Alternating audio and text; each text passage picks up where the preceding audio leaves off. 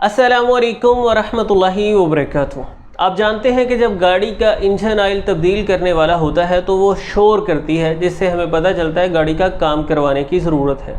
ऐसे ही हमारा बदन जब अंदर से साफ़ नहीं रहता, मुतासिर होता है, टॉक्सिन्स बदन में जमा हो जाते हैं तो खामोश एहतजाज करता है और कई तरह की अलामात ज़ाहिर होती हैं। ये अलामात मुख्तलिफ़ लोगों में मुख्तलिफ़ हो सकती हैं, जिससे पता चलता है हमारा बदन हमें सिग्नल देता है कि सफाई की ज़रूरत है।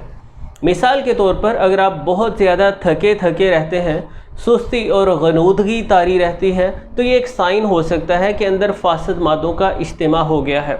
इसी तरह अगर ब्रेन फोग रहती है, दिमागी धुंध का शिकार रहते हैं, तवज्जो नहीं कर पाते, कंसंट्रेशन लेवल बहुत ज़्यादा डिस्टर्ब हो गया, या मुंह से बुरी स्मेल आती रहती है, ब्रश वगैरह करने के बावजूद मुंह से बुरी स्मेल आती है, परेशान कुन।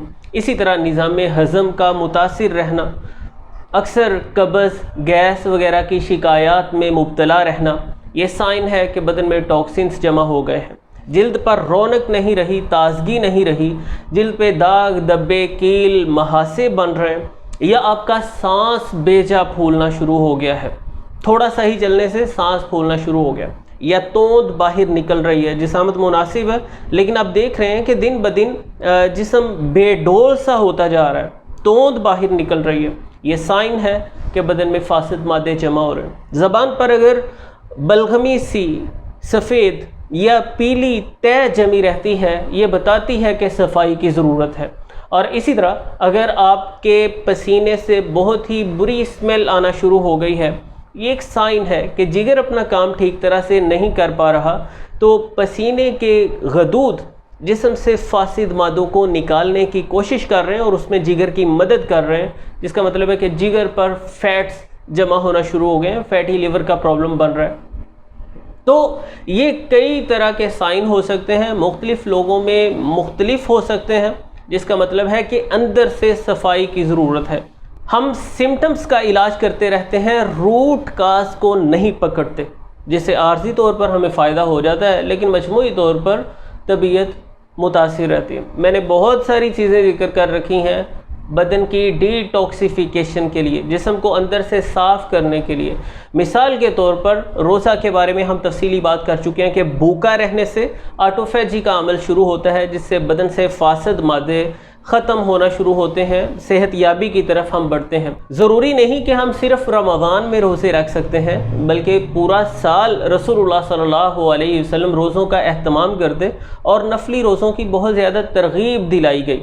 जब हम लंबे वक्त के लिए भूखा रहते हैं, सहरी के वक्त मुनासिब सा खाना खाते हैं, अफ्तारी के वक्त मुनासिब सा खाना खाते हैं और लंबा वक्त भूखे रहते हैं, जिस्म ऑटोफेजी के प्रोसेस में दाखिल हो जाता है, यानी हमारी अंदरूनी रिपेयरिंग खुद ब खुद होना शुरू हो जाती है। इसी तरह रसौत, चाकसू, काथ सफ़ेद और नर कचूर, ये चारों चीज़ें जिनके नाम मैं आपको स्क्रीन पर लिखे हुए भी दे रहा हूँ, ये बराबर वसन में आप लें, पीस कर इसका पाउडर बना लें। रात को तकरीबन 1 कप पानी को गर्म करके उसमें ये आधा चम्मच मिक्स कर दें, हल कर दें, रात भर ये पड़ा रहे और सुबह को आप निथार कर इसका पानी पिएंगे।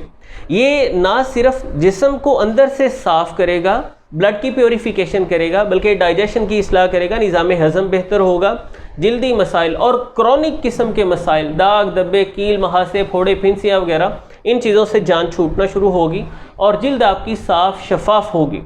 तो सबसे पहले जो चीज़ इस वीडियो में हम क्लियर करना चाहते हैं वो यही कि जब हम कई तरह के मसाइल और अवारज़ात में घिरे होते हैं, इसे नज़रअंदाज नहीं करना चाहिए। ये हमारे जिस्म का एहतजाज है, इसे समझना चाहिए और जिस्म की डिटॉक्सिफिकेशन की तरफ बढ़ना चाहिए। जिस्म को अंदर से फुजलात से, फासद मादों से, टॉक्सिन से पाक करने की ज़रूरत है।